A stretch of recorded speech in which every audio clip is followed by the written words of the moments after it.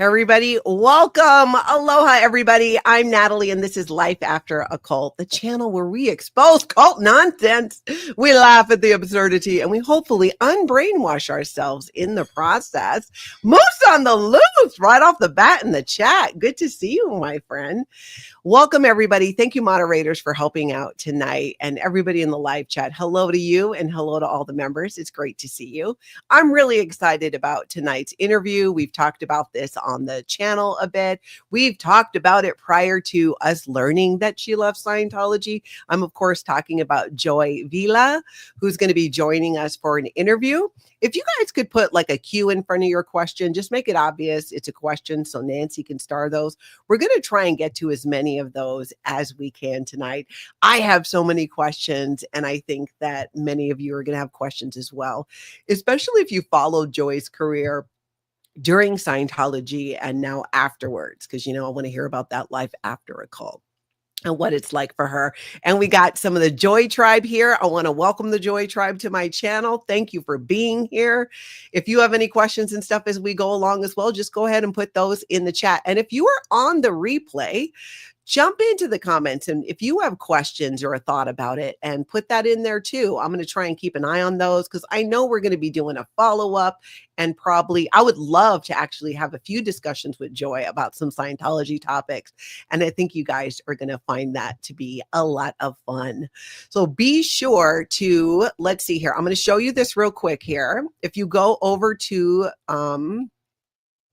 hold on, let's see here. Let me find. We're going to share Joy's channel here.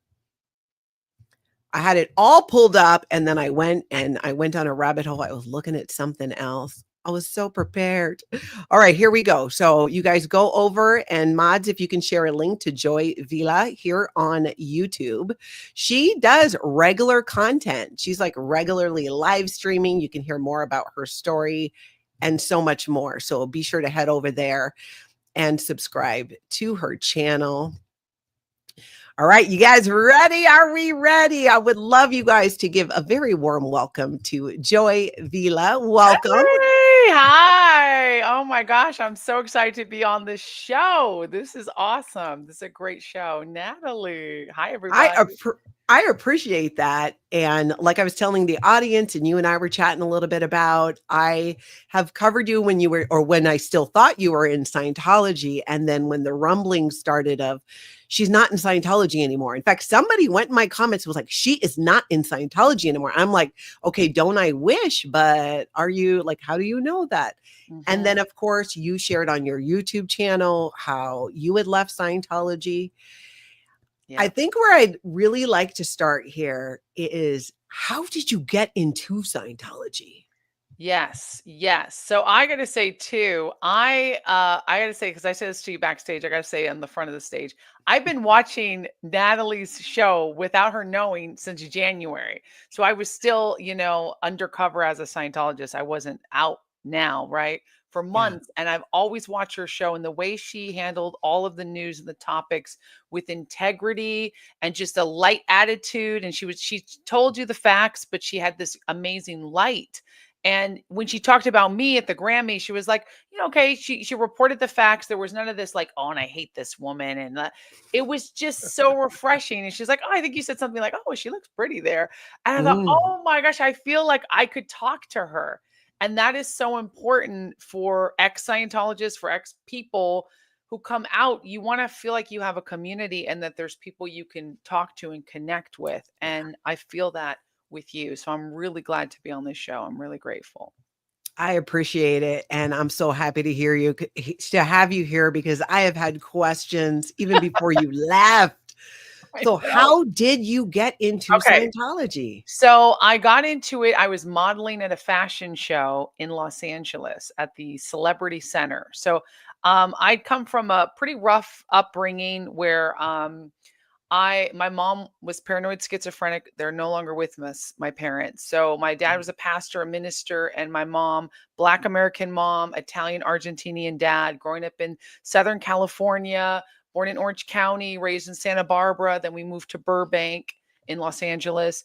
And so it was very chaotic growing up. My mom would suffer these mental illness bouts where she's paranoid schizophrenic, which she was diagnosed with the worst mental illness you can have besides getting violent, right? So, like Mm. paranoid delusions, she would see things, she would yell at voices, she would cut her wrist and put blood crosses all over our doors, like very scary stuff. She never hurt us, but she did take me and my younger sister, and I have an older adopted brother, across the country, away from my dad. So she kidnapped, it's a whole long story, but I ended up Mhm. celebrating my 8th birthday in a foster home. So I say that as a background just because so people can kind of see it was very disjointed growing up. Now, we always had Mhm. Jesus, we always had music. I was raised Christian. I loved God, I loved Jesus. But as I got older, I fell away from the faith. And I got into Hollywood and I got into all kinds of stuff. I ended up being trafficked by an agency, an acting agency, when I was about 21. And then I got into drugs and alcohol and was very depressed, very anxious, and all kinds of crazy things. And then I found God again. I ended up in a mental institution actually for 2 weeks. And then I said, you know what? I need to get sober. I need to get clean, whatever it is. I think it's alcohol. So I just went sober. And then I found, like, I started going to my father's church again. My mother had died.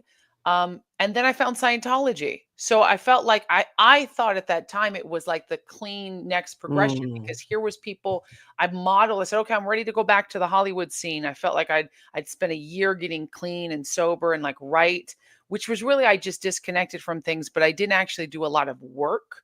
Right. I Yeah. just stayed away from Hollywood. I moved away. And my dad lived a little bit further away. So I'd take the bus into Hollywood to go to auditions. And guess what? I got booked at a modeling show that happened to be at the Celebrity Center. And then they gave me the test, the personality test. And of course, I was already searching. I was in need of change. Yes. And hook, line, and sinker, I fell for it. I was crying. They told me everything I wanted to hear, and that I'm special, but I have things holding myself back, and this, that, and the other. So I ended up coming back and doing all the free services, and wanting to really get something. I wanted to get to the next level, but I was very raw at that point.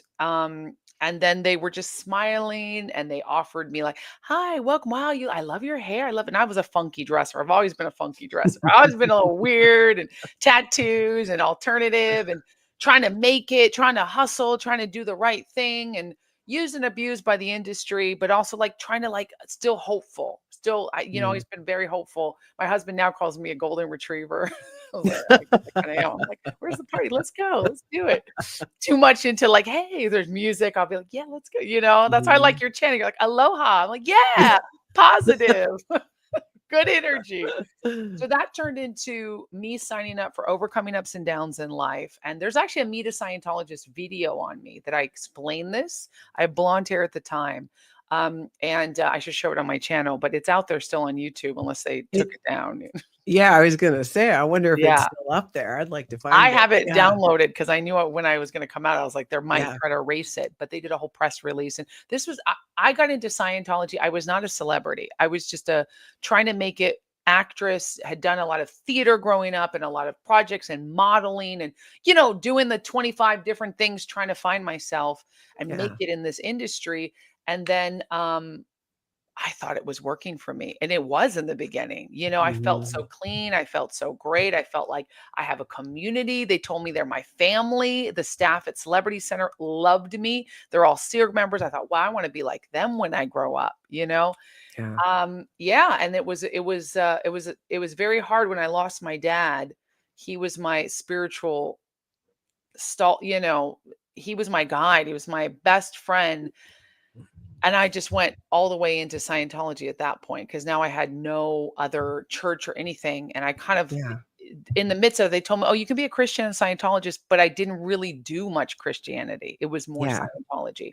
I rubbed my 2 nickels together, got $100. It was $50 at the time, did that course, and kind of the rest was history. That's how I got into it. Yeah. Can I ask you, so in Scientology, as you know, and a lot of the viewers know, if you've had any type of psychiatric history, they say that, well, you're an illegal PC, meaning that you cannot Yeah, receive professional Scientology auditing.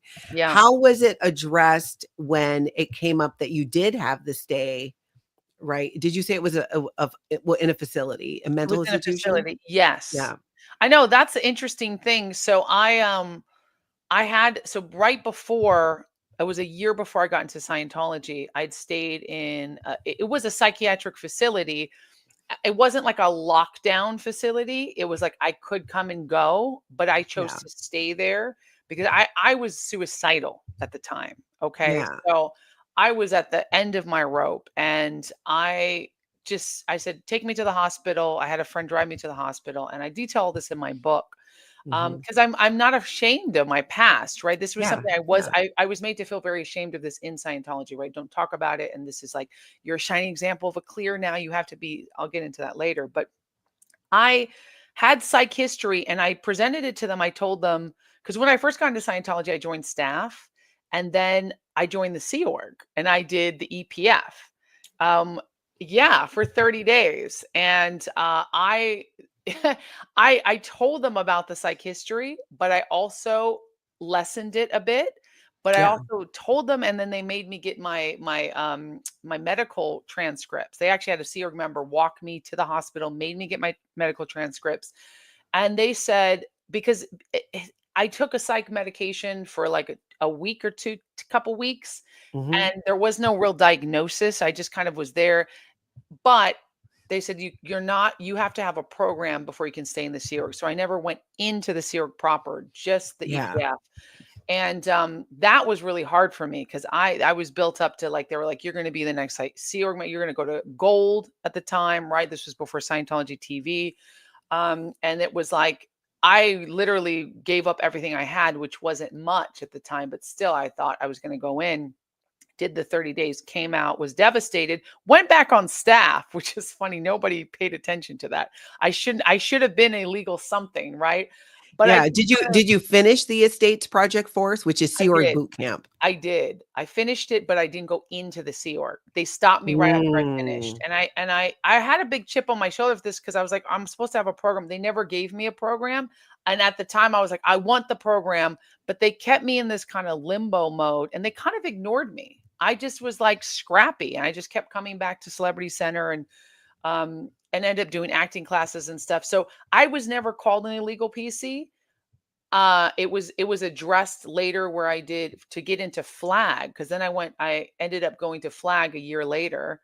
I had to do what was it, the psych repair rundown. So that Yeah. that was Okay. like, okay, you did that. Nothing came up that I was implanted or brain. Yeah. They have all these things, the checklist, and I was sec checked a lot. So they kind of just, it was fine. I mean, remember, this was 15 years ago, which I think then it was just kind of like they also told me straight up they want more Black people and they want more artists. I So love that they just like were out with it. they literally told me Like, that. girl, you're an artist and Black. Get on in And here's here. literally, and I'll tell you one thing too is like, I mean, it was like organized but disorganized, and I kind of took advantage of that sometimes because I said I want to be a part of this group. They want me, and I want to do something. And I Yeah. was very desperate to please. I was very broken and wanting to Mhm. latch onto something that was good, clean cut. And I think they kind of were like, okay, well, it's not like I had money. I wasn't established, but somehow I was like scrappy and bright and they liked me. This is Yeah. my viewpoint. And I think they just kind of were like, it's funny because then I ended up becoming a celebrity, and things changed big time, right? And the idea. But when I was right after that, and I was brand new in Scientology, I met Leah Remini. She Ah. came to Celebrity Center and did Yeah. she did a whole event to get more people to join staff. And so I was there, and I was a staff member at the mission of oh my gosh, Sherman Oaks. Glendale? Oh, Sherman Oaks, Sherman Oaks. yeah, Okay. which is one of Cece's missions. So I was on staff there. And I was kind of just like, I signed the 2.5-year contract, but because I'd done the EPF, it like broke the contract, and nobody really, it was so rinky dink. There was like 4 people on staff. I'm like, this was so rinky dink. And they just let me like stay there. But when I met Leah, she was there trying to get people to join up on staff. And then she ended up leaving a few years later. So it's interesting. I met Leah Remini. She wouldn't remember Yeah. that event, by the way, was highly targeted to Black people. That's when they told me, we want you because you're Black and you're an artist. Yeah. So that was Did so they give funny. you any other information, like, just because, well, because there's not a lot of Black people in Scientology, like, was there Yeah, this was because do you remember that when they had the huge rush to get in the Islam is Nation of the Islam? Nation of Islam? Yeah, Yeah. NOI, Nation of Islam, which is a black subset of Islam, right? It's Mhm. their own kind of Yeah. religion. And that was what they wanted. They wanted to recruit, they're still doing that, but they wanted more black auditors. And when I went to LA, so I was CC was my home because they were a little more artsy and cool and funky, and they liked my weird vibe. And they, let me go on course when I wanted to. It was more relaxed. It was very artistic. But then I had some like flag interview, and I'm brand new in Scientology. I don't know these Yeah. terms or anything. Yeah. And I walk into it, and David Light, I wrote a KR on this guy because he's a sick bastard. This guy. Yeah, Um, and that's a knowledge report for our yep. audience.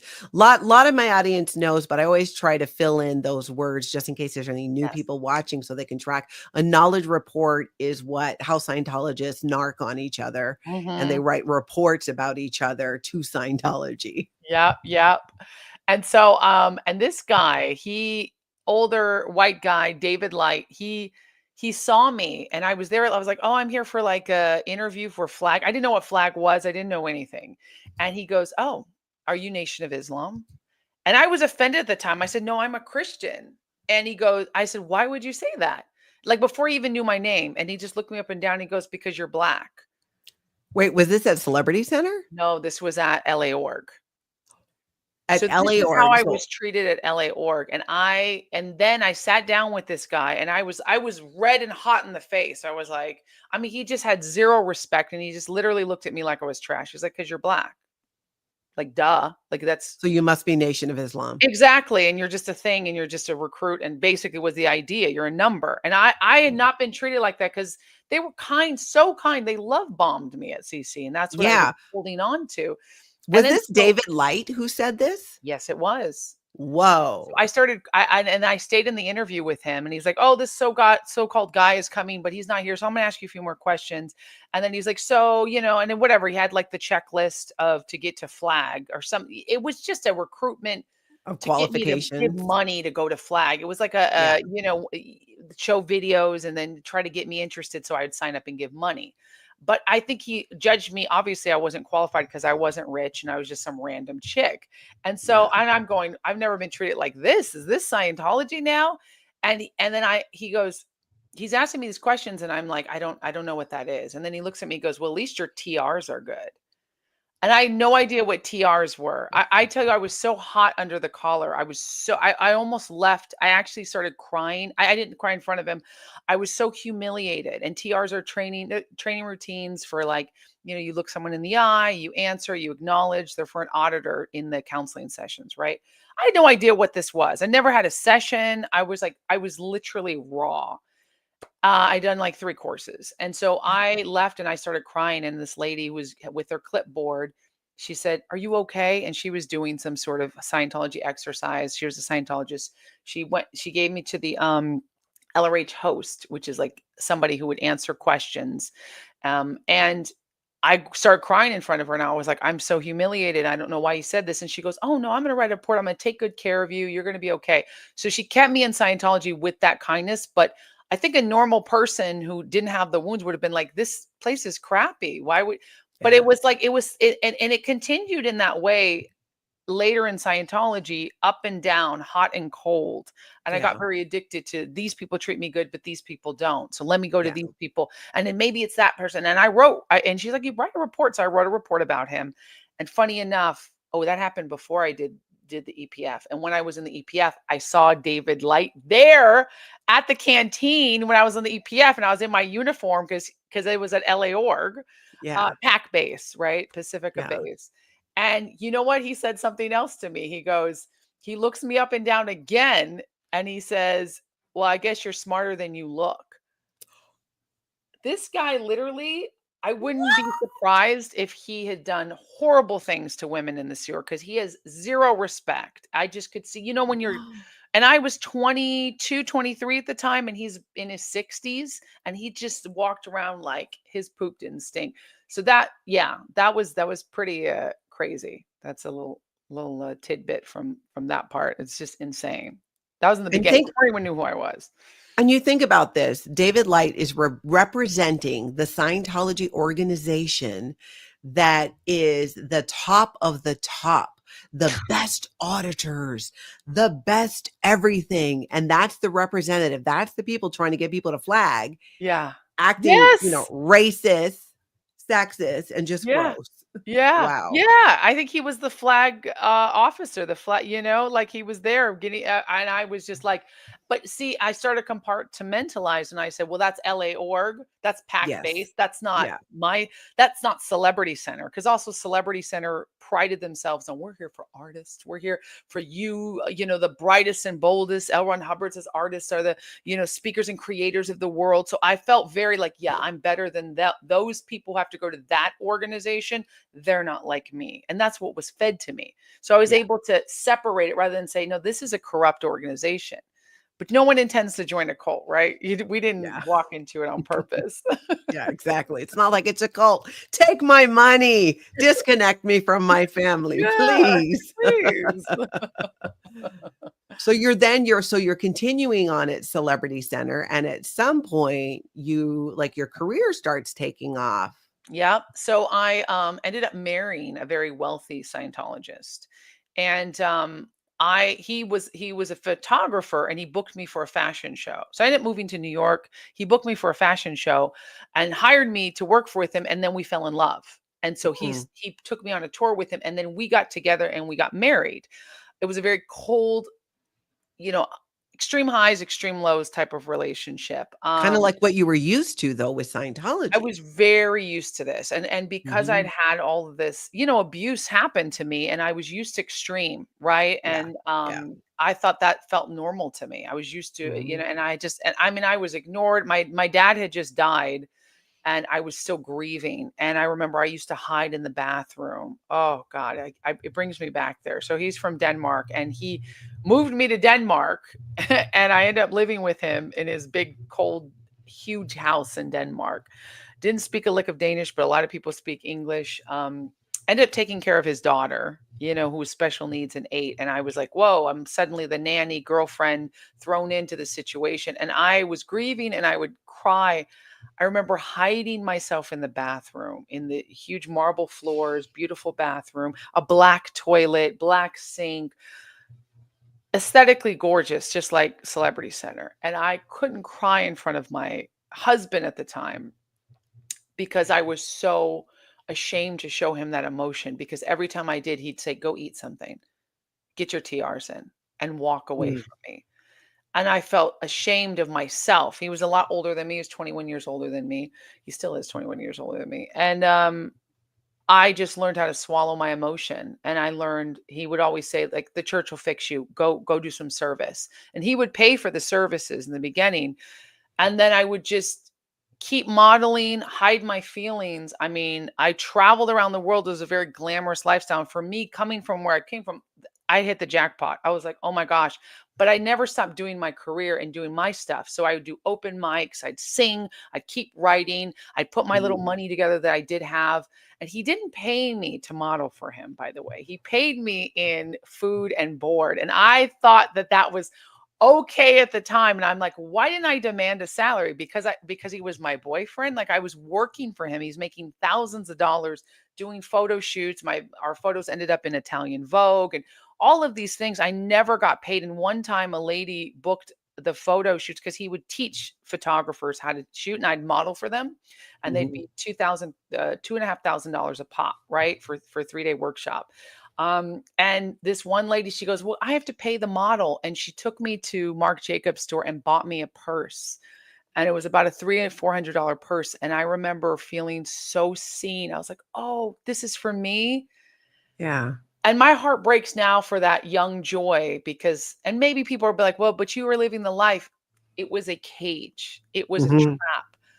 And, I could see why he gravitated towards Scientology, because that's what they do with the Sea Org members, right? They pay your food and wage, and you're lucky enough to be in the presence to be able to serve, on this Yeah. mission. And he used a lot of Sea Org members within his stuff. And he ended up Wait, actually, wait, let's back up to that for a yeah. second. When you say he used a lot of Sea Org members in his stuff, do you mean as models, or how were they used? He used it for his like to promote his workshops. He would have Sea Org members come to the workshop, and and then his kids ended up being in the Sea Org, and so he enjoyed a lot of perks of using different places to be able to host his workshop for free, like the orgs, like the nice. There's the LRH House in the UK in London, and Yeah. so that place you can't. That's only for Sea Org members and staff, and like the VVIPs that they try to bring into, to Scientology, Hmm. the safe point. It's a safe pointing house, Yeah. right? That's all it is, to get people, oh, Scientology is harmless and beautiful. It's a PR stunt place, right? And Yeah. so he had a special where we would come in and all the Sea Org members would serve his students coffee and tea and give them tours, because the exchange was with a lot of celebrity Scientologists, and me later when I became one, was the Sea Org members will basically service you in order that you're bringing in people to get safe pointed, right? And to Yeah. donate and to buy courses. So it's like this, it's this Yeah. recruitment. Flowing power to power kind of is the L. Ron Hubbard technology Yeah. behind it. Yeah. And it's really hitting me how it seems almost predatorial. He was so much older than you. He Yeah. knew you were new in Scientology, and Yeah. Scientology will zero in on that unhealed portion of yourself. Yeah. And that's exactly what you were going through. And the Yes. fact that he knew that you would take whatever he gave you, and he's getting all of this free labor from Sea Org members, that speaks to, I sometimes, when I think about who's left in Scientology, and I'm like, it's just people who are broken down, and it's people who are the predators, Yeah. who are taking advantage of those people. And the Yeah. fact that this man who's your husband, where was he at in Scientology in terms of the Oh bridge? my gosh. So you're gonna laugh. So he was mid Ned. Wow. Mid Ned. And for the people at home, that's right, but that's below the state of clear. So dude wasn't even clear. He wasn't clear, and guess what? He wasn't trained, he'd barely done services, but what he did do was donate a lot of money. He was the first donator to the Dianetics commercials in the 80s and Mhm. 90s in Denmark. He took out the first Dianetics ad, and he was about $150,000 into the IS, and I jumped on that and wanted to do something good, and I said, let's like help people, right? And I said, oh, if you're donating to it, like, shouldn't you do service to? I wanted to get him clear, because also his FSM, which is his field staff member, which these are people who get 10% of the money of the services you buy, and they encourage you to go up the bridge. I ended up becoming that for hundreds of people later, 100 people, over 100 people. And so his field staff member, who was OT8, and another Danish guy, couldn't get him to go up the bridge, because what he would do is just donate another 10K, 50K, 20K. He wasn't donating that major of action until Yeah. later he started doing that. And they started pressuring him and I to donate massive amounts of money. And then when I started making money, they pressured me, and my own husband pressured me to also put that money in. So when I made big checks finally from my music, he's like, you need to buy things, and you need to donate it to Scientology. You owe Scientology. You owe this. He never wanted me to have money. It was 100% financial abuse, because he Keep you never, under his control. he was a millionaire, right? Multi-millionaire. And he never gave me enough money in my own hands, especially during the first few years when I was barely working. I was working for him. We were 5 days in a different city, so I couldn't have a job, but I was always like singing and writing songs and like trying to do like things, and collaborating with people that would record with me for free so I could have some songs. And I thank God I did that, because that was my own thing. That was me. Otherwise, I would Yeah. have had nothing but pretty pictures for him. But he never gave me more money, never gave me cash. He gave me a credit card sometimes to use, but it was never enough for a flight. It was never enough to get away from him. And I realized that that's how it kept me, with him. And that was when we were dating. Then when we were married, I never saw the finances. I said, I want to be on the finances. I'm your wife. He said, sure, sure, sure. He never showed me. So I definitely was under his thumb. It made me hustle harder though. I had the same hustle. You think married to a rich man, everybody thought, oh, she's getting all the lap of luxury. I never saw that money. Yeah, I stayed in the nice places and the hotels and ate the steak dinners with him. I didn't eat steak at that time. Now I do, but I was a vegan this whole time too. It was crazy. Everything was about control, control, control. And it was so hard, and I thought it was so good at the time because I was like, well, at least I'm not homeless. And I always thought the positive, right? When my mom meant being mentally ill, I said, at least I have a mom.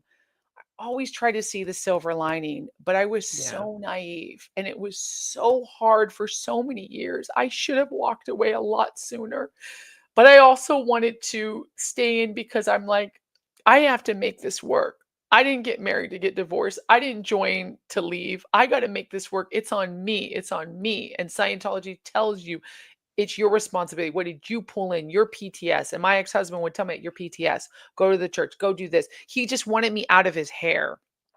And I found out later there was a lot of infidelity and a lot of things going on. So it was intense. It was intense from the inside out. And then when there was cameras and eyeballs and I became known because of the Trump dress, all of a sudden but we were a celebrity Scientology couple before that, right? Within the Scientology circles. And then we donated a lot of money. And I also felt like we have all this money and we need to do something good because he was very tight with his finances. He would buy a lot of, Louis Vuitton and stuff. And this isn't just about him, but just to set the stage, right? Yeah.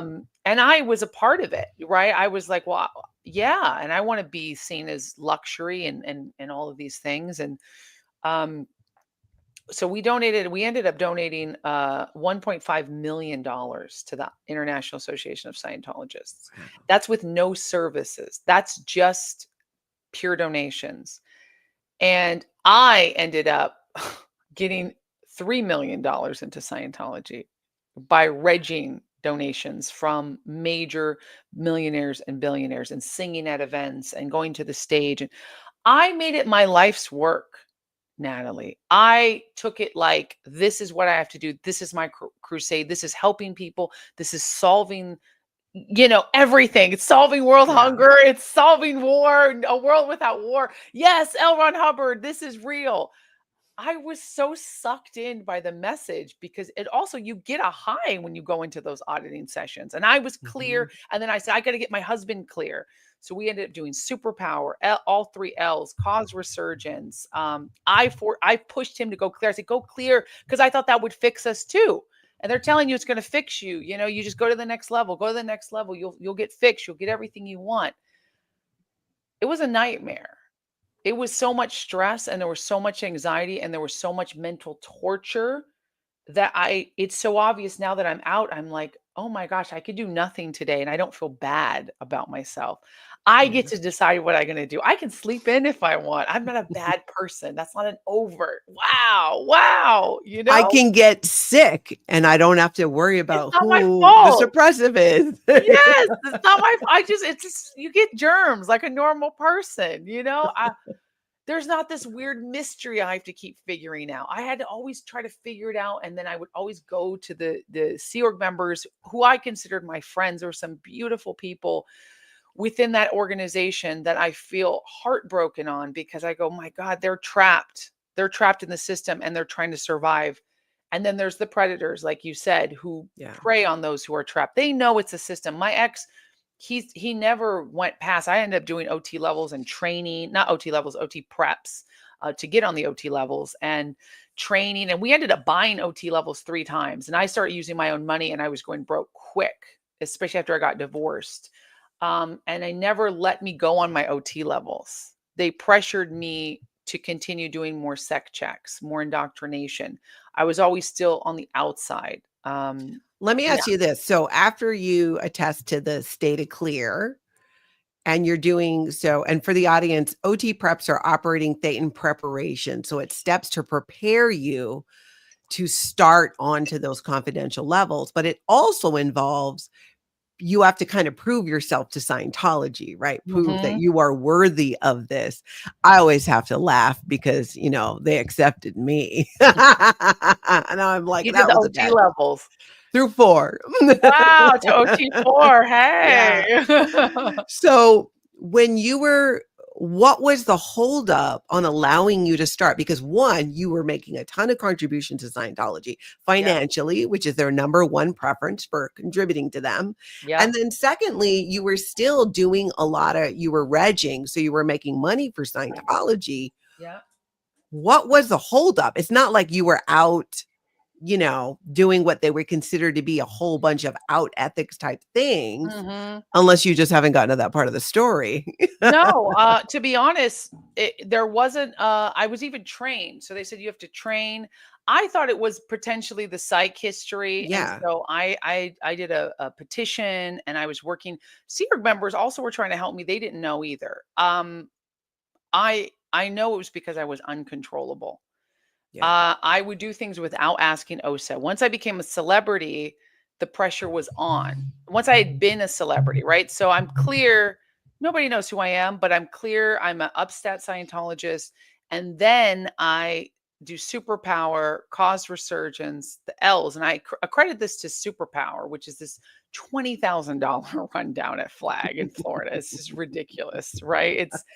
You're touching knobs and smelling things and getting in a machine where you're like, wow, you have 53 perceptics now. You have all your perceptics. You're a super human, super powered. Sorry, I'm trying to get my light. I'm in the East Yeah. Coast. I'm in Florida, so the sun is setting and I don't want it to be too dark.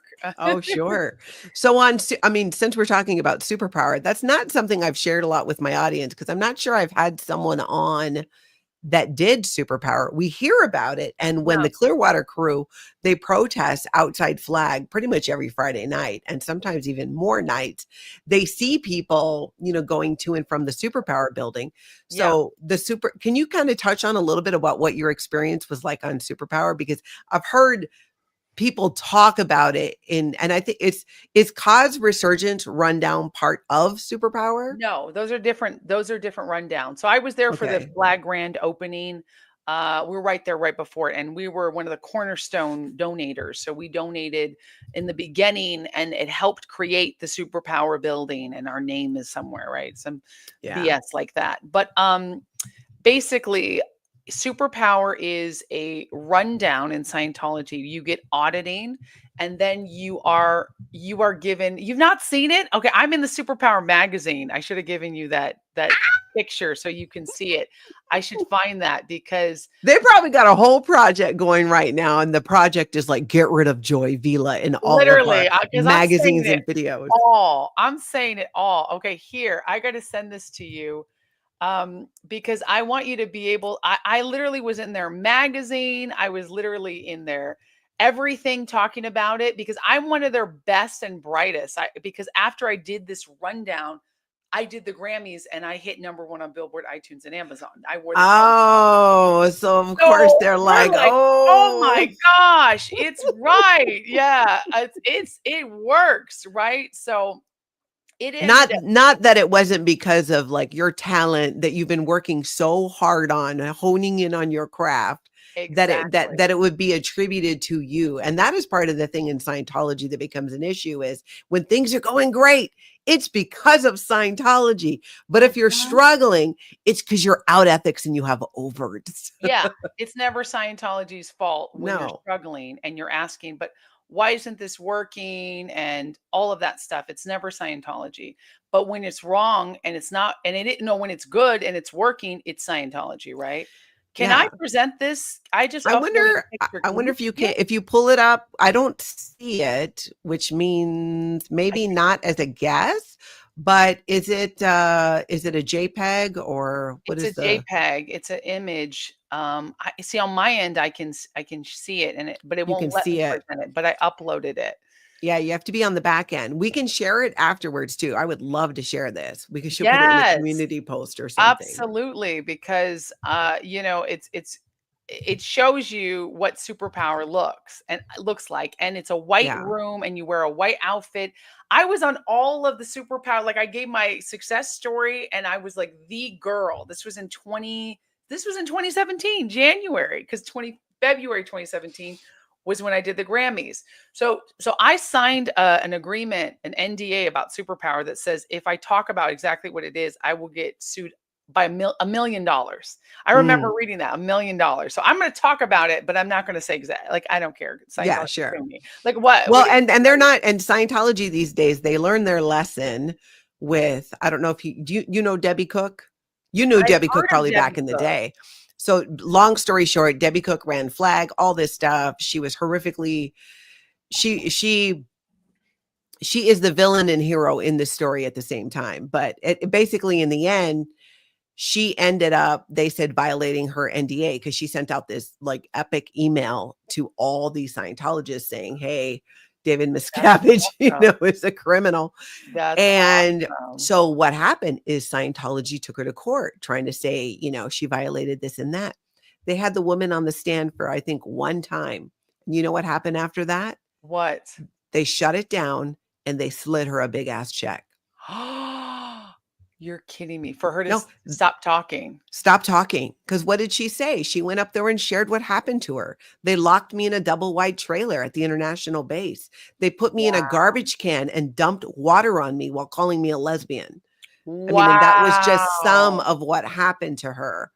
And she's saying this on the record, right? Yeah. Spilling the beans. So they Yep. called for a recess or something and ended up, she got a settlement and now she doesn't talk about it at all.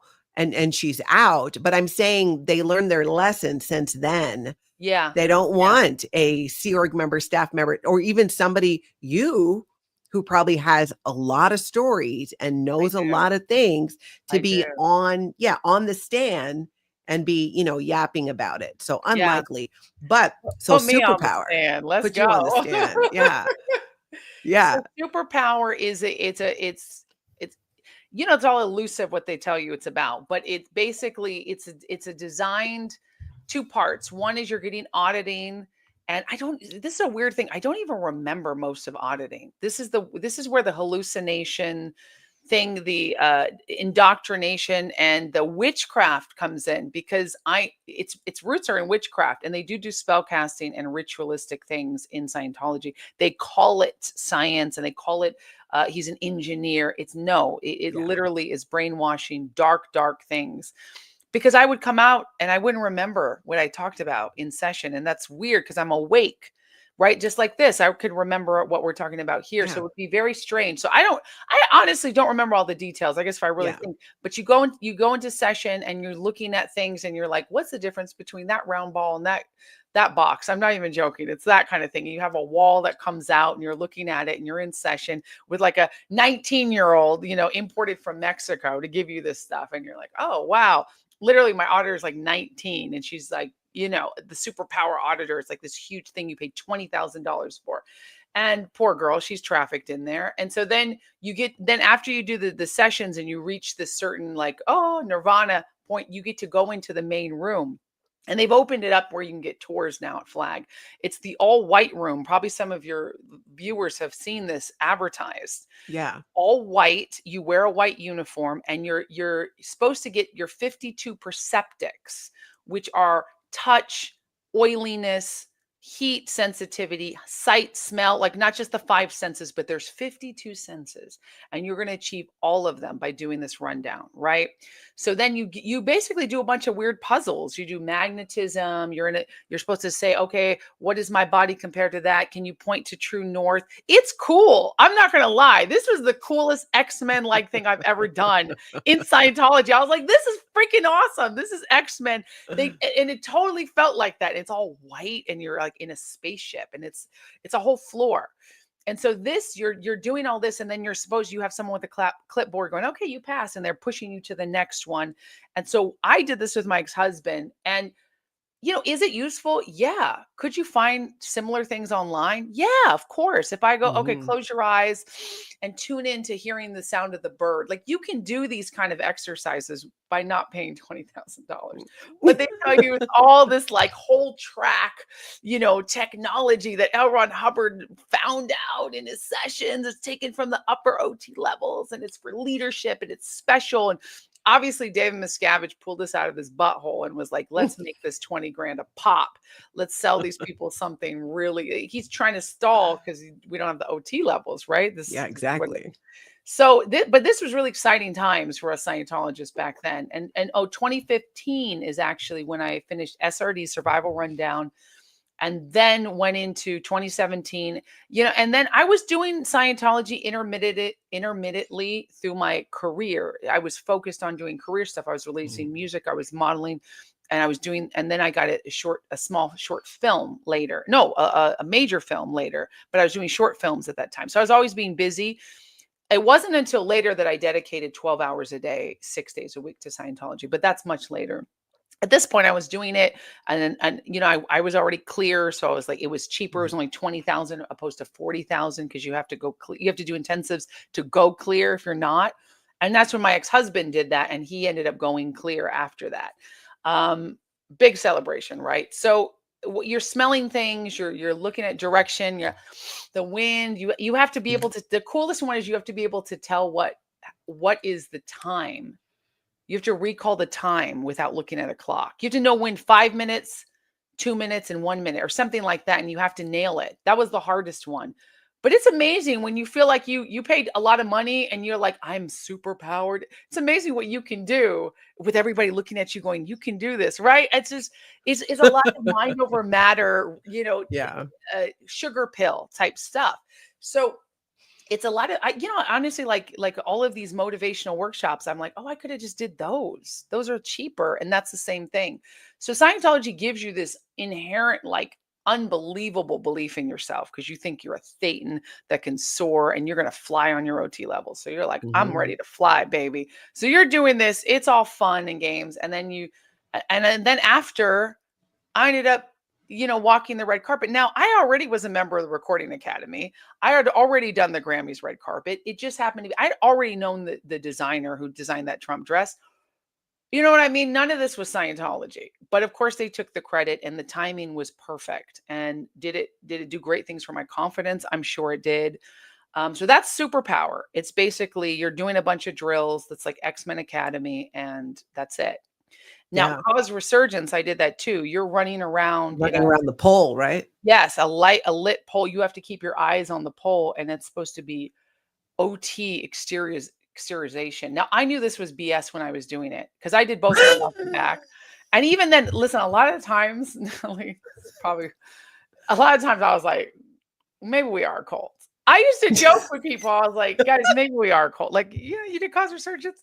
Maybe we are a cult. And you can't say what it is to other Scientologists, but I was like, did you not find that? And I would kind of do it with a snarky attitude, but I was like, people are going to do this and think we are a cult. Like, maybe we are. And people would, ha ha ha. I'm sure they wrote up KRs after. Because I'd always make jokes like that. But I didn't really mean that. Girl, that's why they didn't let you on the OT level. That's why. You're joking and degrading all over the place. Totally. That's why. Totally. And I was just, because I was like, come on, guys. All right. And then I'm like, okay, this is, no wonder this is only $2.5 grand or $5 grand, whatever it is. Yeah. But some people are on that for months and you're literally just walking. You walk in one way. It's a big black room and there's a light in the middle. There's a pole that you have to keep staring at. And then you walk and you reverse the direction. It's so bizarre. And you're doing it with other people in lots there. of other people in the room and you don't talk. And then you can Is that the only light? Is that the only light in the room? Yep. So it's dark. It's dark. It's a bizarre cave. It's a cave. You're in the dark. You walk around a pole that's lit up, and you have to look at the pole as you're all walking around it. Yes, that's it. Are you given a jumpsuit? And you're all wearing the same white jumpsuits. Yeah, and you have to get special shoes fitted for this because you're walking for hours a day, 5.5 hours a day, or 2.5 hours a day. Like, do they sell you the shoes? No, you go buy shoes. You can go to like a running store and get shoes, but you have to get fitted. Like you have to like see the medical officer, and he's got to look at your gait, and like he's some specialist. Like he's just some dude from Germany. Yeah, he's a podiatrist now. Like what? But you're like, oh, this is so special, and you have your little cheap China, jumpsuits, and you're like, I paid, $5,000 for this. I feel so special, And I got my Did they give necklace that I you? ended up paying $1 million necklace, right? Gold meritorious with the IAS. That's $1 million. I still have it. It's a gold medallion about this big with a diamond in it. And that signified my status. And I had my clear bracelet. And then when I trained, I had my pins. I wore it. I was all about the pageantry because I'm like, I worked for this. That's right. You paid a lot of money for that. Did they So give you any guidance for when you were walking around the pole? Like, you get a little were indoctrination, were you allowed to just think about anything, or did you have to think about anything specific while you were doing it? No, you read about it, and it's supposed to be that L. Ron Hubbard, it's a cartoon book that you look at. Oh God, it's so stupid. This is the first time I've ever talked about it. This is the first time I've ever talked about it because of course you're sworn to secrecy and you're like, this is special. Yeah. Well, we're not going to tell anybody, Joy. Don't tell So it's anybody. private Guys, right keep it now. secret. All right. Nobody's watching, just us and a Nope, couple, that's right. million of our closest friends. Yeah, that's So, right. yeah. Keep the secret, chat. Nobody talk about this. We're joking. Talk about it. So yeah, no, you get a little indoc. They call it indoc in Scientology. Indoctrination. Yeah, they literally call it indoctrination, and we didn't even twig on that. Like, they literally told us it was indoctrination. I used to think it was a little weird, but I was like, I guess we're taking the word back. It's kind of like the N-word, We're taking back cult and indoctrination. Yeah, it's so. I was like, okay, well, we call it indoc. All right, I'll call it. So then it's a comic book, really, and then because Golden Age of Tech 2 is this big thing where they rolled out all of the new stuff. Because you had left before all this, right? Yeah, I left 2010. So you left before the Golden Age. I joined 2011. No, Golden Age of Tech was going on already. The basics had already come out. The Ideal Org program. Golden Age of Tech 1 was out. The 2 started in 2013. And that's what brought on Superpower, Cause Resurgence, everything new. And by the way, what this means, guys, is that now you got to redo the things you did before. So if Natalie was still in Scientology and she had done these services, some of them were new, like Superpower is supposed to have they've been promising this and fundraising for this for like 20 something years, Superpower. And it's just, and then it comes out and there's like, oh, and then Cause Resurgence. So that if you've never done it, you don't have to do it again. But if you'd done any of the training, they make you redo the training. That was all new. A lot of people were like, you're not actually OT. You have to go back because you're not actually clear. It was such a crazy money grab. And I was like, well, thank God I came in now. Like, I don't want to redo all this crap. And then I was like, I remember asking, what if we have to redo it again? They're like, no. This COB has it perfect now. They took out all the SPs and, and then you go through all these, every week you're going through the indoctrination graduations at Flag, and you're, hurrah, huzzah. And they're like, oh yeah, we took out the dots, and the SPs had put in the wrong word. And I'm like, oh, so it's just like a grammar check. And now we all got to pay another $500 for the books and $2,000. But it's just, people just did it. It's a horrible, but this is what they do. And you're just like, well, this is whatever saves the planet. Right. Whatever saves the planet. I can't be the one person that's not helping save the planet. The pressure is real for everyone, from celebrities to non. You feel the pressure and you're like, we're all in this together. I got to do my part. So yeah. And Cause Resurgence was just literally, they just said, oh, it's upper OT levels. And you just do this. It's taken from the upper OT levels, right? They're always like upper. You're like, oh my God. That's such a lie, because there are no levels above operating Thetan level 8. And I've never heard anybody talk about any light pole on operating Thetan. I only did through 4, but not on 5, not on 6, not on 7, not on 8. So it's a bold-faced lie. Yeah. And guess what? They're doing setups. They call it setups for 9 and 10. They're paying for setups. There are Scientologists that I know who are doing setups for OT 9 and 10. So they're paying for services, right? It's like $10, $15, $20,000 a pop to get auditing for, if you're an OT 8, to get you set up for OT 9 and 10. And they were doing that at Flag, and people are paying for that. And what is it? It's just another sec check. And I realized in Scientology, they'd say, okay, you have to do this special thing. I was on FPRD, which is false purpose rundown, which is a whole track sec check where you go into past lives and you go to all this stuff. And I was on that for years. I had to keep doing it. literally years. I didn't have any more overts to give up. I didn't know what to say. I was like, I'd make up things, which you're not supposed to when you're trained. And that's why I also started training. They told me I have to train. And then I was like, I want to know this so I can fight whatever's stopping me from going up. I want to fight this invisible boogeyman, because at a certain point, I became a celebrity in 2017. I'm doing all these things. And then and COVID happened. And it's like, I got more into Scientology. And then the more I got in, the worse they made me feel. And the worse, like when I was doing it, like a couple months here and a couple months there, it was like, oh, I could come and go as I please. It's something changed. And I know also because I divorced my ex-husband and they told me not to divorce him.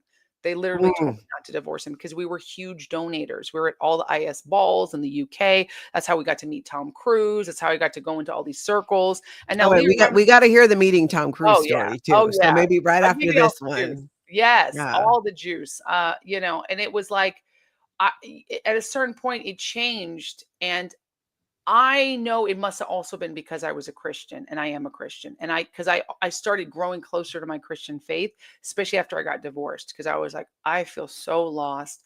It was very hard for me, but I knew I had to. I was like free, but it was hard. And I remember I moved to Nashville and I tweeted, I was like, hey, does anybody know a Christian church in Nashville? That was just a tweet. And I was like, they know I'm Christian.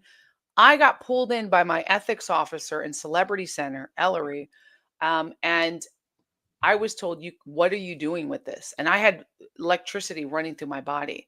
Like, what are you doing? Why do you realize how that sounds? And guess what, Natalie? I was trying to get out of Scientology at that point. I didn't say it. This was in 2020.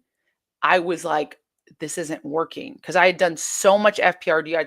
I bought all my OT levels and they kept draining them for intensives to do preps and preparation for, and then training for. And I was like, why can't I just go OT? And I think also it scared them because they could not control me. And Leah Remini had just defected and they were afraid that I was going to be, I think so. And then the fact that I stayed Christian. So they're like, you realize it sounds like you're looking for a Christian church and not Scientology.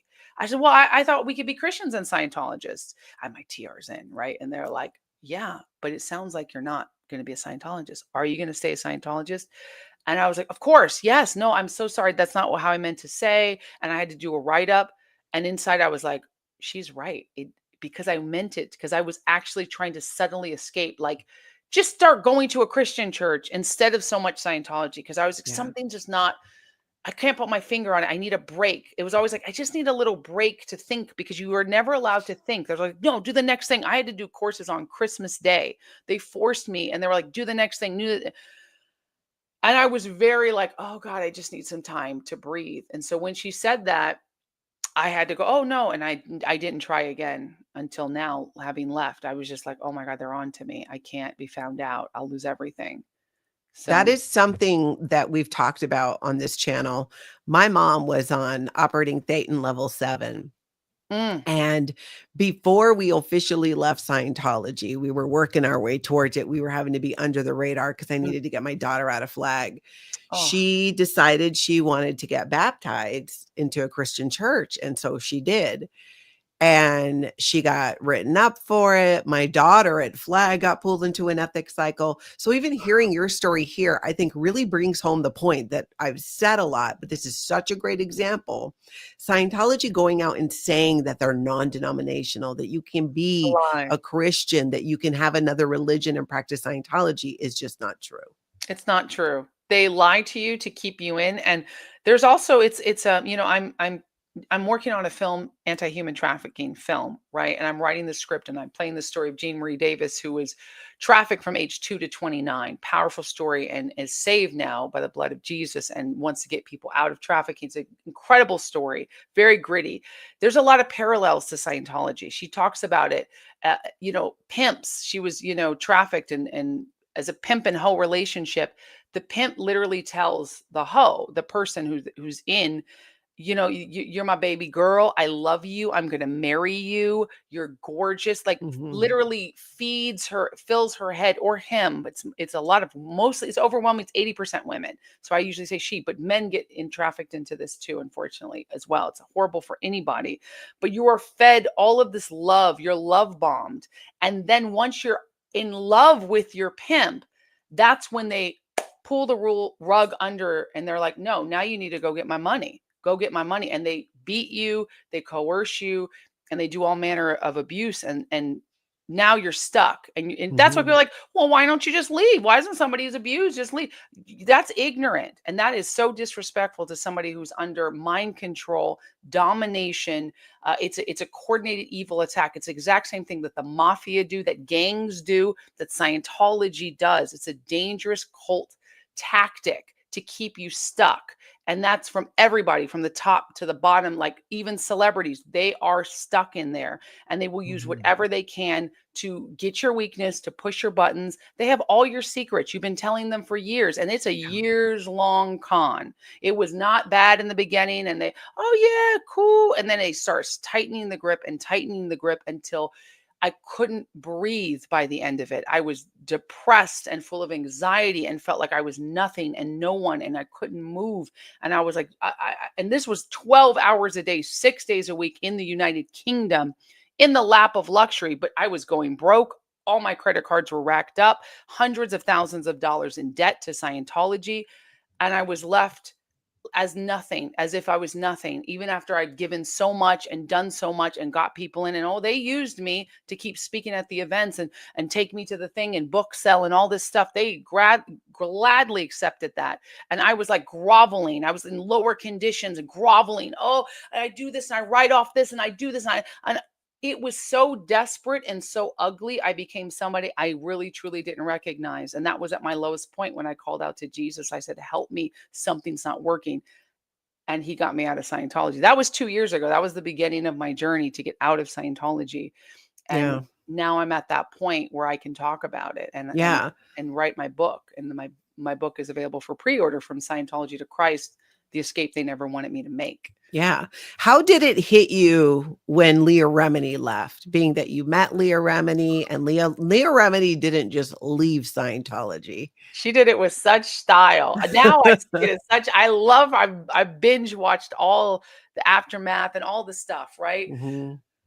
At the time, I was still the darling, and I was staying at the Celebrity Center, and I was called in to do a promotion to attack Leah Remini's attack on us. And it was like, stop the hate. And we had to hold this, like we had to do the hashtag and hold like a little picture. And it was like, stop the hate.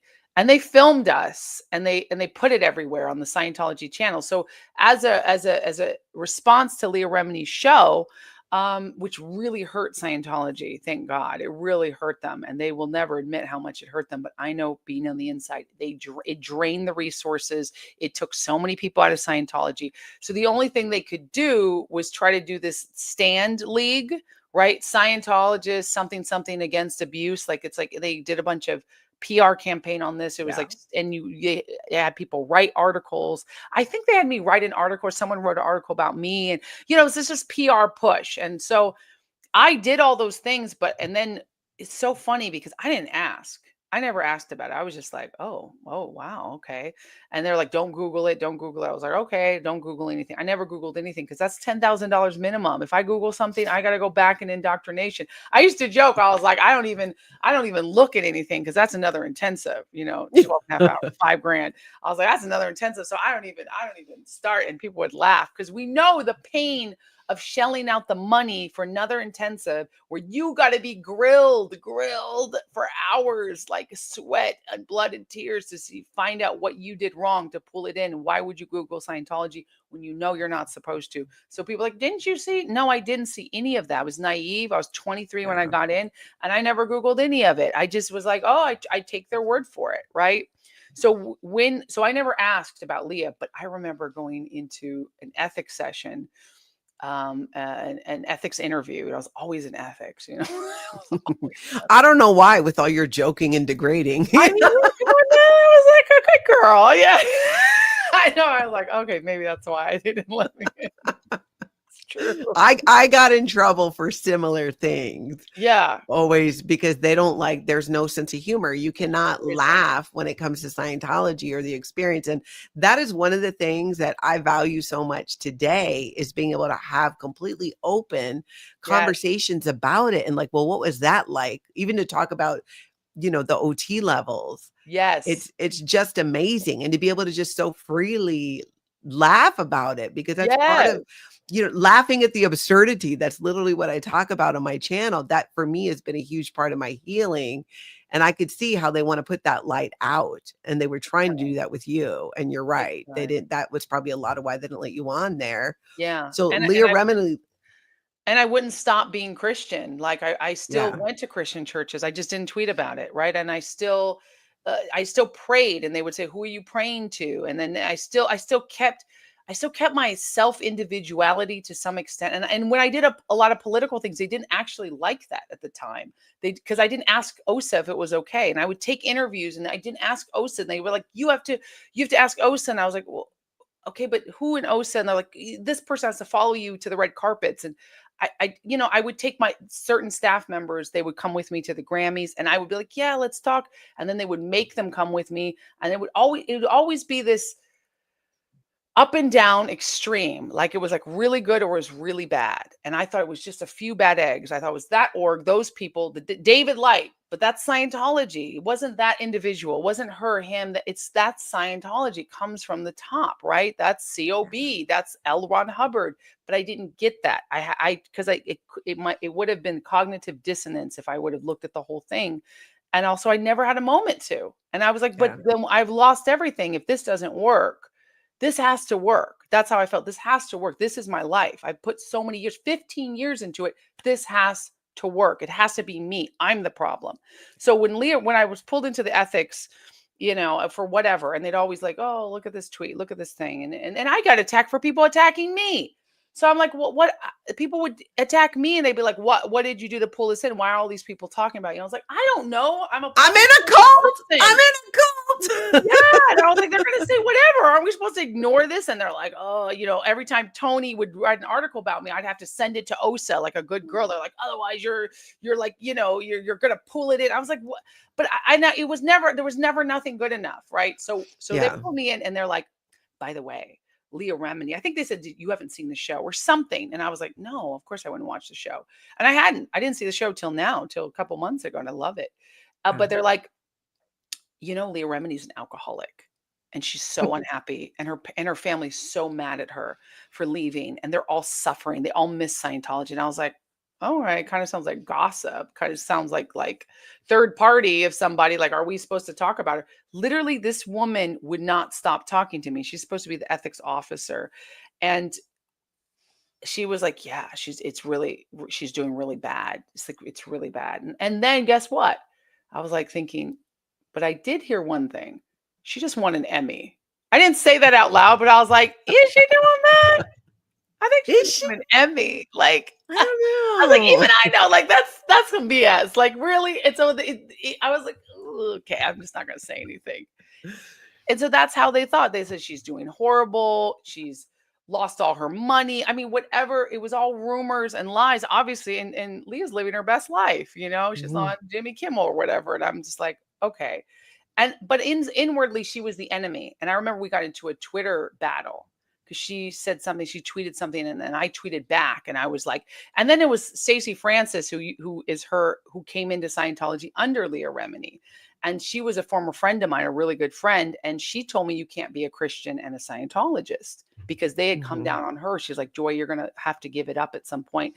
They're gonna show you I've read these references, and I didn't want to hear it. I was like, I didn't want to hear it. I didn't want to hear when they would talk to me and say, so who are you praying to? I just go, God. And I'd look at them and they would back down. I couldn't stand to hear it. And that's on me. But I thought, if they try to take God away from me, I literally will have nothing. And I don't want to hear it because there's no way L. Ron Hubbard would say you can't if he says it. So I was really stubborn and I was really protective. And that's how I reacted also when people would attack Scientology to me. I'd be really protective of it. I'm like, it's not witchcraft. It's great. And I would go into all the social media and I would say, I'm a Scientologist and a Christian. I never hid it. Unlike Grant Cardone And a lot of these celebrities, I never hid it because I said, I'm proud of it. If we're going to save the world, I'm going to save the world wearing it on my sleeve. And if they say I could be a Christian Scientologist, well, then great. That's what I am. Yeah. But no one ever came to my defense when I would get attacked brutally online or when the media would make a shit show of my stories and stuff. And at that time, it was horrible for me because I was in there and nobody would. And I was like, I'm on the front lines trying to save point the world. They didn't care. No, you're being attacked publicly, and then you're being attacked and criticized in your own church. Yep. Yeah. Yep. And that's what people didn't get who attacked me publicly and said, oh, she's not a real Scientologist or Christian, or she's a Scientologist. She's not a real Christian. I would see those messages and it would hurt me because I'm like, and then I didn't understand it. And then, but the people who would pray for me, say, I'm praying for you, or you can't serve two masters, or send me scriptures, or send me like, I hope you get out of that dangerous cult, sending you love and light. Like those people, when I look back on it, they helped me get out because I saw there was nice people. See, remember, Scientology sets it up as good versus evil, us versus them. So Yeah. Scientologists are told, and you know this, Natalie, and probably some of your viewers, that we're told, the psychs are controlling everybody. The world's a fallen place. This is cult brainwashing 101. Yeah. If you leave, you'll die. There's nothing good out there. They're all going to attack you, right? Like it's what Amish people probably tell people who don't want to leave. Not that Amish people are bad, but I'm saying like you have to feel like the outside is so bad that you have to hold on. No matter how bad it gets on the inside, at least we're not like them. And that's how I felt. And every time somebody would attack me online, it didn't help me leave.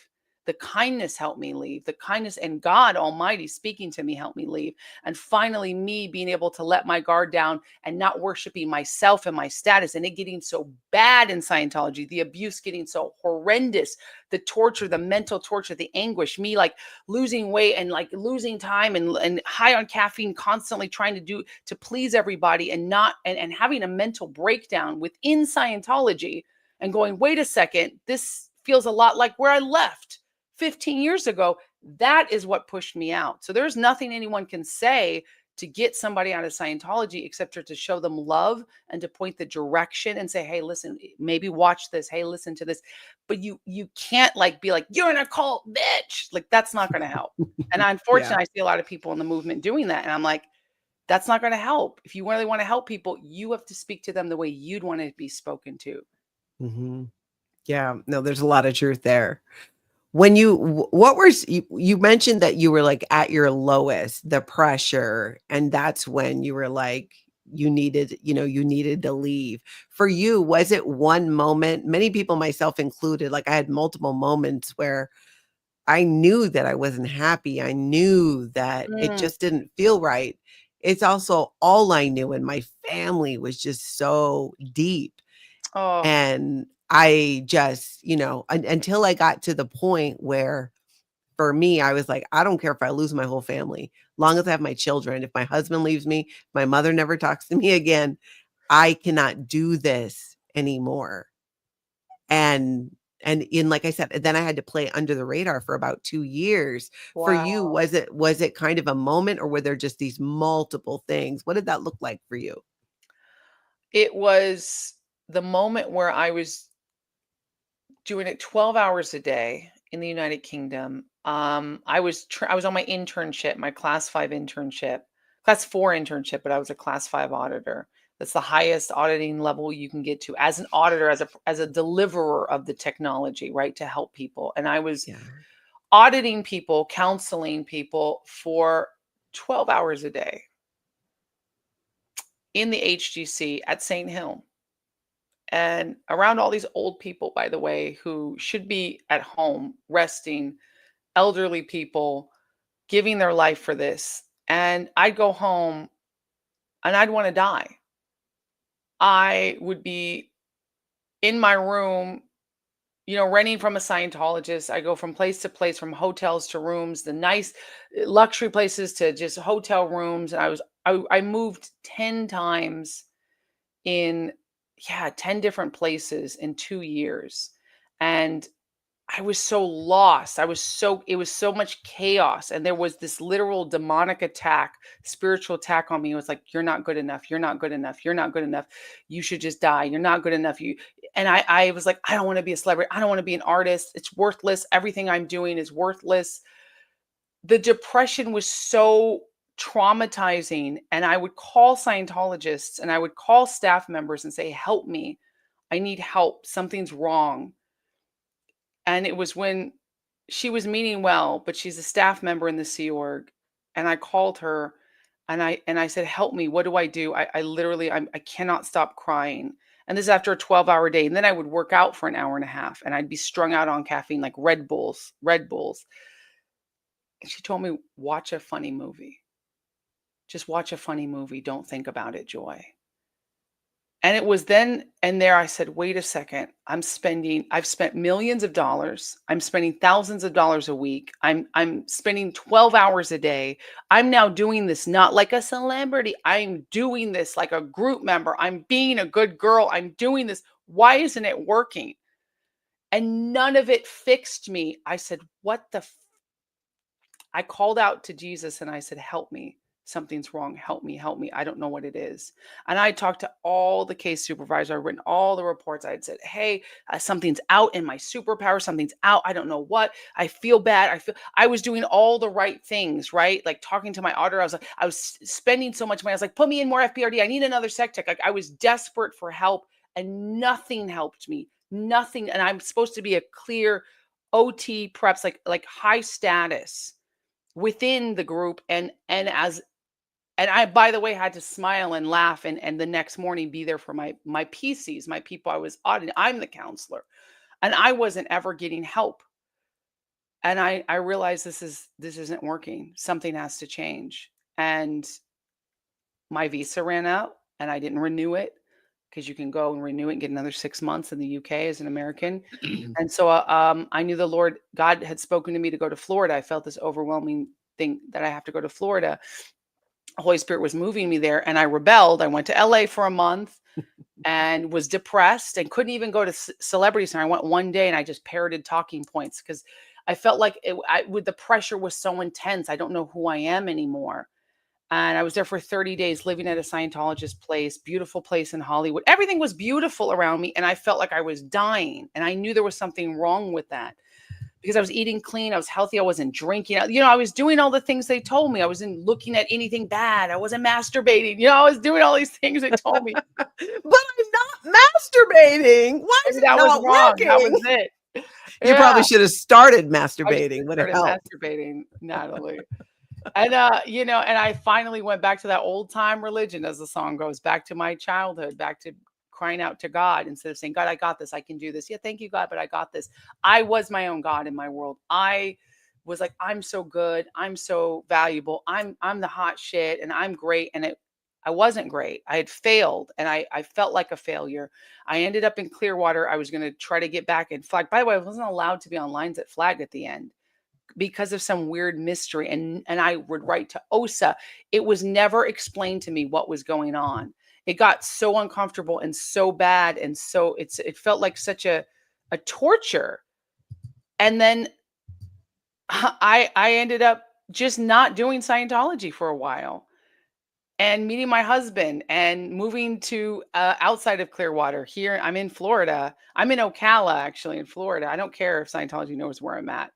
And there's no Scientology here. There's one little mission. And my next level was supposed to be to finish my class 4 internship. I had one more thing, just the perfect video. I'd done all of the rest of the requirements. I was like, should I join the Sea Org? Should I join staff? Like, it was crazy. It was madness. I was like, I have to go more deep in. And my husband, who had told me, my new husband, who was my friend for 17 years, who had told me 15 years ago when I tried to get him into Scientology, he said it's witchcraft. And he knew. And so he did do the communication course with me because I was like, you got to do Scientology. I was still a Scientologist, but I was like, because I was like, some point I got to get back. I got to do my OT levels. That's going to fix it. But I don't know what to do right now. Let me like pay off my debts and get okay and just like calm down. But I was a mess. I was an absolute mess. And I was doing everything. I was doing mushrooms. That was also a rebellion because I was like, that's going to cost another intensive. And then I did, I was like exploring. I was like doing tarot cards. I was doing other practice. I got into witchcraft because I was like, something. I need magic. It was Yeah. so weird. I was like, oh, maybe meditation and yoga and all that. I was getting into all these things. I realized that was also that was my part of my healing process to get rid of Scientology, because you can't do anything when you're a Scientologist. You have to only do Scientology. And finally, God spoke to me in an audible voice and said, leave Scientology. And it was so clear, because I was also praying, God, do you want me to leave? Am I supposed to be gone from it? Am I supposed to leave? Let me know, because otherwise maybe it'll work. I can still be a Christian and a Scientologist. I was still in this mental prison. And this is 2 years later, right? But it was less and Yeah. less and less. And I just started not answering the group texts and the group calls and all this, and not answering all that. I said, oh yeah, I'm on an extension course. I knew how to shut them up. I just knew I needed some space. I needed some time to think. And then I had the time to think. And then I fully rededicated my life to Jesus and got baptized. And everything changed. Suddenly those voices went away. When I said, I told my minister, I need to leave Scientology. She goes, yeah, it's a cult. And electricity ran through my body, because I was like, no, it's not a cult. It's just, they're good people. And I was like, wait, it is a cult. And that's when I said, oh my God, I'm going to do, and I get sweaty hands thinking about, I literally get sweaty palms saying this, because the indoctrination was so deep. And I know you understand it. If I say that, I'm sinning against my people, my group. It's like 15 years Mhm. of, and I held on to it. I was like, this is my everything. And I finally let it go. And I started Googling it. And I felt so ashamed. I felt so ashamed for being involved in this destructive, horrible cult. I felt so bad that I got so many people in. And I felt like I was lower than dirt for having spoken well of something that hurts so many people. And that is so awful. And that was when the healing really started. And I asked God for forgiveness, and I started writing my book. And it was just to face the facts that I was a part of this monster machine, and also that I was victimized in it, and I would help other people be victimized in it. It's my journey, and it's humbled me. I can never think that I'm God or that I am greater than others, because I really thought that when I was in Scientology. I really was fed the Kool-Aid, and I wanted to drink that Kool-Aid at some point. I wanted to be better than others. I wanted to believe the hype, but I also wanted to help people. And I was like, I'm hurting people. I got 100 people into Scientology. I got awarded for that. I got on stage. I got certificates for that. And what about the people I don't know, that the numbers weren't calculated by just saying, oh, I'm a Scientologist. And people go, oh, if Joy's a Scientologist, then I can be a Scientologist. I did damage. And if I can undo that damage with this book and talking and doing interviews, then it's something to help stop the abuse that goes on, because it is a satanic abusive cult that hurts people. And I thank God I didn't have family in it, because I would have been, it would have been traumatizing even more if I had to leave family or try to get family out. Like, thank God you got your family out. That is amazing. I've gotten a few people out of Scientology. I have a friend who's left Scientology. I've helped her find God and leave Scientology and find peace. I've helped other people. People have emailed me since I came out with my story. There's a lot of people in Scientology that are doing the I'm a Scientologist, but they're not active. They're trying to leave. There's a lot of those people. I'm helping those people, and my inbox is flooded with those. And I'm going, God, this is a ministry. This is because this is the most demonic, evil thing I have ever faced. And it looked so good in the beginning. Yeah. Have you heard of Whitney Mills? No, I haven't. Whitney Mills was a Scientologist who she reached operating Thetan level 8, and she was there actually in Clearwater, I believe. And she got into Scientology as an adult. And she started having mental health issues, and she was struggling, and she was asking for help over and over again.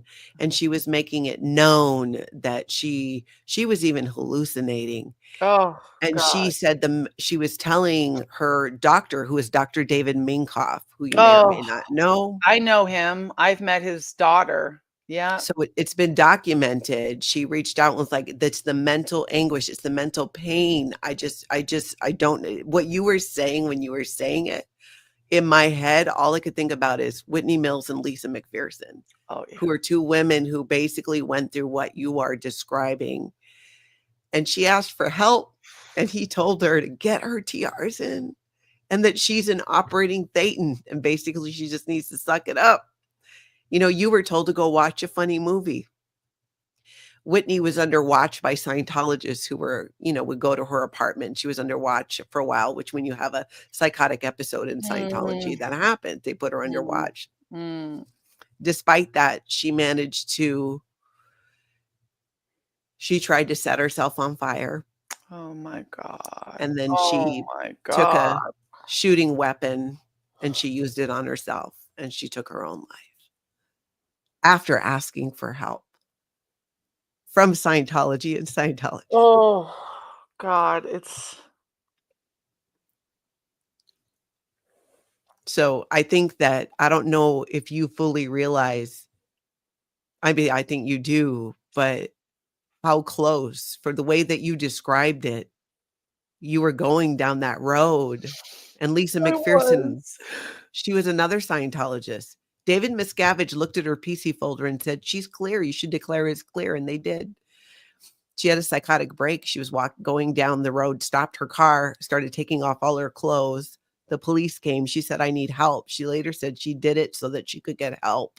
Oh God. They took her to the hospital. Scientologists went and took her out. They kept her at the Fort Harrison Hotel doing the, type 3 handlings on her. And she started just basically dying. And instead of taking her to the closest hospital, they drove her further away to where Dr. Minkoff was. And she was dead by the time she got there. So it's sharing your story, sharing the mental anguish of it, the truth of it, the honesty, the vulnerability there. Yeah. Will literally save lives. Oh God, I hope so. And I would ask or put out there that you let go of the guilt of getting people into Scientology. That is in the past. You can't change it. But what you're already doing is making a difference, because you did the most important thing and you saved yourself. And now you can and you will help other people. But I can tell you, as someone who, I didn't get that many people into Scientology because I kind of stopped. I remember when you and Aaron were watching my video, you're like, oh, she got 100 people in. We didn't get that many. And I was laughing. I'm a slacker. It was what I did. I was like, this is what is expected of me. And how can I not, and I did stress tests and I sold books and it wasn't even because I was in lower conditions. I wanted to do that. I said, this is what I do. This is how you give back.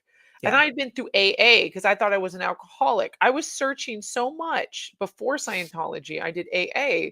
I was in rehab, right? And I share all this in my book because I know Scientology is going to use it against me and be like, oh, but she's this, and that. I don't care because it doesn't matter. That's my testimony. That's where I came from. That's where what Jesus saw fit to heal, even though I didn't deserve healing. No, I didn't do anything to deserve it. But I said, God, help me. I asked for help in my darkest times, and I never forgot that you can ask God, and it was free. All this healing I've experienced now, which has been a lot, despite these tears, it's still going to, I've had a lot of healing. It was weeks and weeks of being like this and watching that. And tears are healing, Joy. We weren't allowed to cry in Scientology. Right. We weren't allowed to show emotion.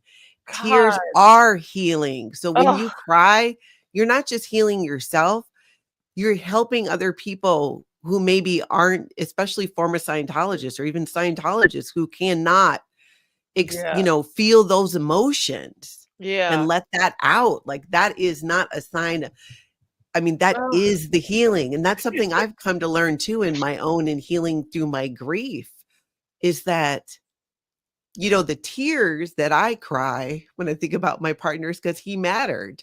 Yeah. And I feel like the tears, it's similar that when we think about leaving Scientology and whether it's, feeling guilt about people that you got in. Yeah. is those tears are because they, you matter. Those people matter. Yeah. But I 'Cause would, we care. never feel bad or guilty about experiencing that tears and grief, because that is beautiful. That is not something we were allowed to so freely express. And it is Oh, healthy God. to get it out, and it is real. And there might be other people, not even in Scientology, but high control groups who have been trying to walk around and act like, no, everything's fine. I'm fine. I'm fine. And Oh, not letting it out and being honest about it. yeah. You're right. You're right. You're right. It